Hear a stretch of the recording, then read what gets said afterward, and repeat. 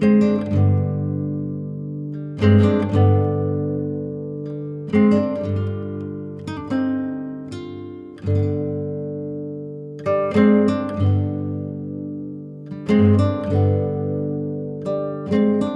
guys, welcome back to Silver Lake Honey Channel. It is second week of December, and we are doing our final Varroa treatment with oxalic acid sublimation or vaporization.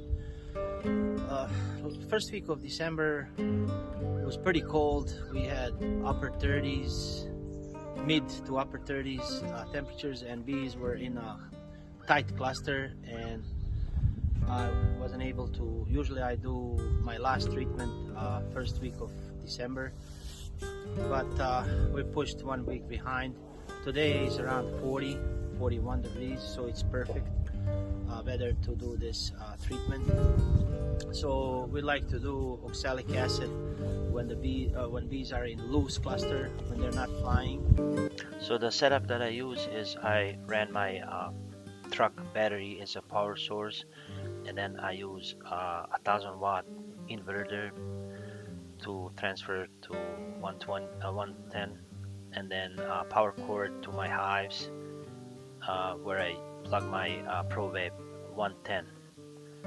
I do the treatments 3 times during the winter, a week apart.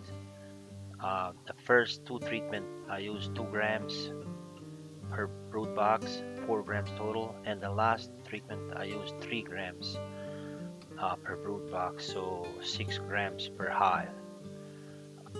Vaporization method is very popular way to apply oxalic acid, and most beekeepers with fewer hives use the small 12-volt battery operated wand, and then stick it into the entrance of the hive, and the element heats up and creates evaporates the oxalic acid crystals into vapor.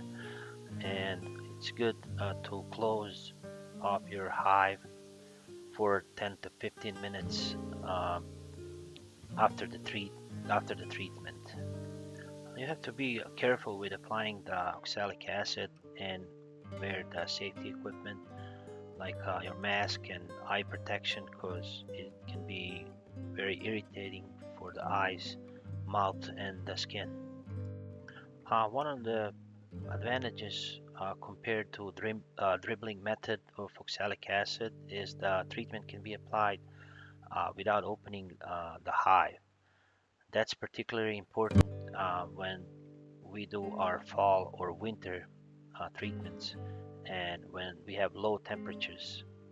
So the big advantage of doing vaporization method of applying oxalic acid over dribble method is that you don't have to open the hive during the cold like winter temperatures, and you don't have to disturb the bees. You simply stick the vaporizer and then treat the hives from outside without disturbing the bees.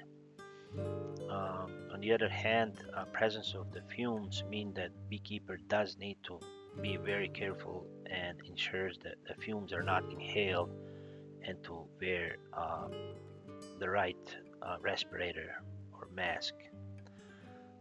Also, some research suggests that vaporization is less harsh on the bees and on the brood comparing to the dribble, which is more dribble is more direct approach of the mixture applied directly on the bees, and it's also a lot faster. You can treat a lot of hives a lot quicker without if you have to open every hive and then apply dribble method on top of them.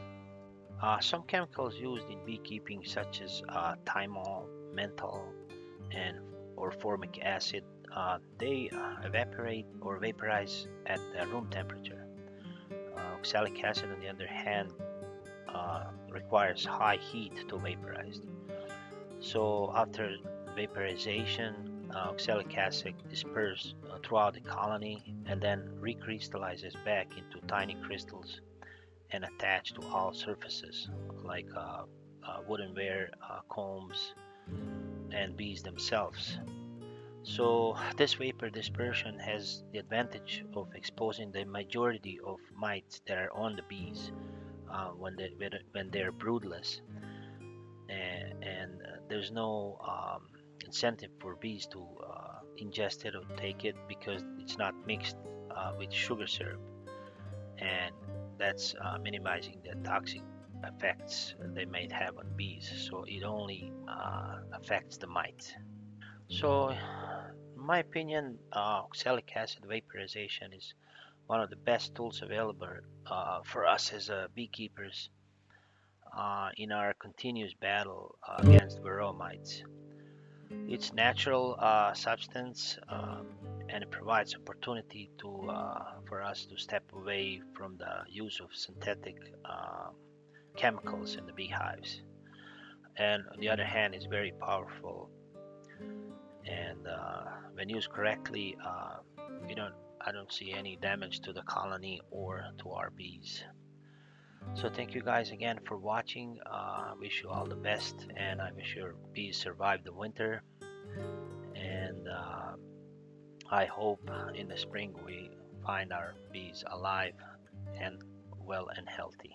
Thank you so much.